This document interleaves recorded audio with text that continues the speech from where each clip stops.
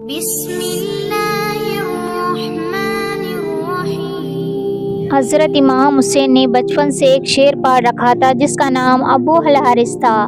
یہ شعر حضرت امام حسین کو کیسے ملا، آج کی اس ویڈیو میں ہم آپ کو تفصیل کے ساتھ بتائیں گے کہ ابو الحارث شعر کون تھا اور کربلا میں کیسے آیا تھا اور حضرت امام حسین نے اس کو کیسے پالا تھا۔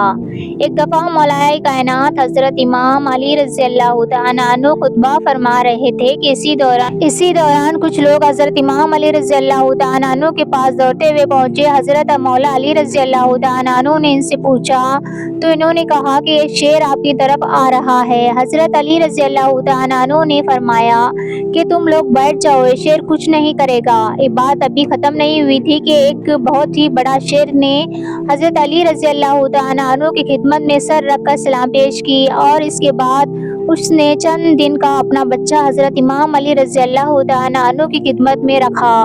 شعر نے اپنی زبان میں حضرت علی رضی اللہ تعالیٰ عنہ سے کہا، مولا میں اس کی ماں ہوں، اس کا باپ مر چکا ہے۔ اس شیرنی نے حضرت علی رضی اللہ تعالیٰ عنہ سے کہا، مولا میں چاہتی ہوں کہ یہ پل کر جوان ہو جائے اور محفوظ بھی رہے۔ حضرت امام علی رضی اللہ تعالیٰ عنہ نے فرمایا کہ مطمئن ہو کر چلی جاؤ، یہ میں علی کہہ رہا ہوں کہ اسے یتیمی کا احساس نہیں ہوگا، میں یہ بچے اسے دوں گا جو یتیموں کی پرورش کر سکتا ہو۔ اس شیرنی نے کہا کہ مولا وہ کون ہے جو حیوانوں کو بھی یتیمی کا احساس نہیں ہونے دیتا؟ حضرت علی رضی اللہ تعالیٰ عنہ نے فرمایا کہ میرا بیٹا ہے جس کا نام حسین ہے، یتیموں کی اس سے زیادہ پرورش کرنا کوئی نہیں جانتا۔ حضرت امام علی رضی اللہ تعالیٰ عنہ نے فرمایا، اے میرے بیٹے حسین، اس شیر کے بچے کو لے جاؤ۔ امام حسین رضی اللہ تعالیٰ عنہ نے اس چند دن کے بچے کو اٹھا لیا اور سر پر شفقت سے ہاتھ پھیرا اور فرمایا کہ آج سے اس بچے کا نام ابو الحارث ہے۔ ابو الحارث کی بچپن سے ہی حضرت امام حسین رضی اللہ تعالیٰ عنہ کے ساتھ دوستی ہو گئی، وہ ہر جگہ امام حسین کے ساتھ رہتا تھا۔ اس شعر کو حضرت امام حسین سے انتہائی محبت اور عقیدہ تھی۔ جب یہ شعر بڑا ہو گیا تو کچھ لوگ امام علی رضی اللہ تعالیٰ عنہ کے پاس آئے اور کہنے لگے، یا علی اب شعر بڑا ہو گیا ہے، ہمیں اس سے ڈر لگ رہا ہے، کہیں یہ کسی کو نقصان نہ پہنچا دے۔ حضرت امام علی رضی اللہ تعالیٰ عنہ گھر تشریف لائے اور حضرت امام حسین رضی اللہ تعالیٰ عنہ سے فرمانے لگے، بیٹا میں نہیں کہہ رہا بلکہ عرب کے کچھ لوگ کہہ رہے ہیں کہ ابو الحارث اب جوان ہو چکا ہے، اب اس سے ہمیں خطرہ ہے، بیٹا ابو الحارث کو اب آزاد کر دو۔ یہ سننا تھا کہ حضرت امام حسین رضی اللہ تعالیٰ عنہ کی آنکھوں میں آنسو آ گئے۔ حضرت امام علی رضی اللہ تعالیٰ عنہ کو دیکھ کر مسکرائے اور فرمانے لگے، جی بابا جان، جیسا آپ کا حکم ہے۔ امام حسین رضی اللہ تعالیٰ عنہ نے فرمایا کہ بابا جان آج کا دن نکال لیں، کل ابو الحارث آپ کو نظر نہیں آئے گا۔ امام علی رضی اللہ تعالیٰ عنہ نے فرمایا، بیٹا حسین آج کے دن کیا کرو گے؟ امام حسین رضی اللہ تعالیٰ عنہ نے فرمایا، بابا جان دیکھیے باہر شام ہو گئی ہے اور یہ وقت کسی کو گھر سے نکالنے کا نہیں ہے۔ حضرت امام علی رضی اللہ تعالیٰ عنہ نے بیٹے کو سینے سے لگایا۔ جب امام حسین رضی اللہ تعالیٰ عنہ تہجد کے وقت شیر کو خوراک دینے کے لیے گئے تو ابو الحارث نے کہا، مولا آج اتنی جلدی احسان امام حسین رضی اللہ تعالیٰ عنہ نے ساری بات ابو الحارث کو بتائی۔ ابو الحارث نے کہا، ٹھیک ہے مولا میں چلا جاؤں گا، لیکن ایک شرط ہے۔ امام حسین رضی اللہ تعالیٰ عنہ نے فرمایا، کیا شرط ہے؟ ابو الحارث نے کہا کہ ایک دفعہ ملاقات ضرور ہو۔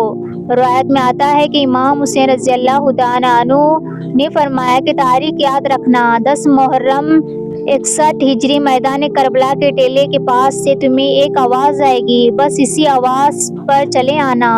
ابو الحارث نے کہا، مولا آواز کون دے گا؟ امام حسین نے فرمایا، نہیں۔ ابو الحارث نے کہا کہ آپ کے بھائی عباس آواز دیں گے؟ حضرت امام حسین نے فرمایا، نہیں۔ تو پھر حضرت امام حسین روئے اور فرمایا، ہماری اماں فضا تمہیں آواز دے گی۔ آج بھی کربلا مولا میں وہ جگہ موجود ہے جہاں بی بی فضا ابو الحارث کو آواز دی تھی۔ امام حسین رضی اللہ تعالیٰ عنہ نے جب ابو الحارث کو آزاد کیا تو فرمایا کہ ابو الحارث ملک ایران چلے جاؤ، وہاں پر نینوا کا ایک جنگل ہے، اس جنگل کا شیر بادشاہ مر چکا ہے، تم وہاں جاؤ اور وہاں جا کر بادشاہی کرو۔ یوں حضرت امام حسین رضی اللہ تعالیٰ عنہ کا حکم مان کر ابو الحارث مدینے سے چلے گیا۔ وہ عاشورہ کی شام تھی جب امام حسین رضی اللہ تعالیٰ عنہ شہید ہو گئے۔ حضرت امام حسین کی شہادت کے بعد عمر بن سعد کا حکم تھا کہ امام حسین رضی اللہ تعالیٰ عنہ کی لاش پر گھوڑے دوڑا رہے تھے اور لاش مبارک کو پامال کیا جا رہا تھا۔ یہ آواز سن کر اہل حرم میں قیامت برپا ہو گئی۔ جیسے ہی اس فوج میں ایک اعلان ہوا تو بی بی فضا حضرت بی بی زینب رضی اللہ تعالیٰ عنہ کے پاس آئی اور کہنے لگی، اے میری پاک سیدہ، رسول خدا حضرت محمد صلی اللہ علیہ وسلم کے ایک صحابی تھے جو سمندر میں سفر کر رہے تھے۔ اس کی کشتی ٹوٹ گئی اور وہ اس کشتی کے ایک ٹکڑے کا سہارا لے کر ایک جزیرے میں پہنچا۔ اس ویران جزیرے میں اس نے ایک شیر دیکھا اور کہنے لگا، مجھے اذیت نہ پہنچانا، میں حضرت محمد صلی اللہ علیہ وسلم کا صحابی ہوں۔ اس شیر نے جیسے ہی اس صحابی کی بات سنی تو وہ اس صحابی کو مارنے کے بجائے اسے سیدھا راستہ پر لے گیا۔ بی بی فضا نے فرمایا، اے میری پاک سیدہ، اس علاقے میں بھی ایک شیر رہتا ہے، اگر آپ مجھے اجازت دیں تو میں اس شیر کے پاس جا کر اسے بلاؤں اور ظالموں کے ارادے سے اسے آگاہ کروں۔ بی بی فضا جنگل کی طرف جانے لگی۔ انہوں نے ابو الحارث کہہ کر اس شیر کو آواز لگائی۔ جیسے ہی بی بی فضا کی آواز بلند ہونے لگی تو وہ شیر جلد ہی منٹوں میں ان کے پاس آ پہنچا۔ بی بی فضا نے فرمایا، اے ابو الحارث، کیا تجھے معلوم ہے کہ ان ظالموں کا کیا ارادہ ہے؟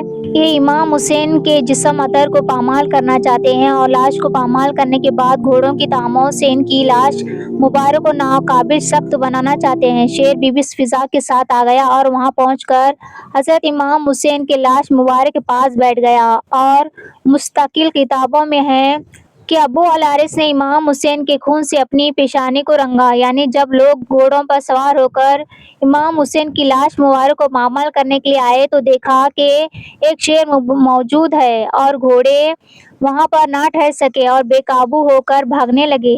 سواروں نے بھی پلٹ کر نہ دیکھا۔ جب اس واقعے کی خبر عمر بن سعد کو ملی تو کہنے لگا کہ اس بات کو کسی پر ظاہر نہ کرنا، یہ ایک فتنہ ہے۔ جب بی بی فضا نے شیر کے آنے کی خبر بی بی زینب رضی اللہ تعالیٰ عنہا کو دی تو اس طرح لاش پامال ہونے سے محفوظ رہی۔ جب تک ابو الحارث وہ شیر حضرت امام حسین کی لاش مبارک کے پاس تھا تب تک کسی کو بھی ہمت نہ ہوئی کہ امام حسین کے لاش مبارک کو پامال کر سکے۔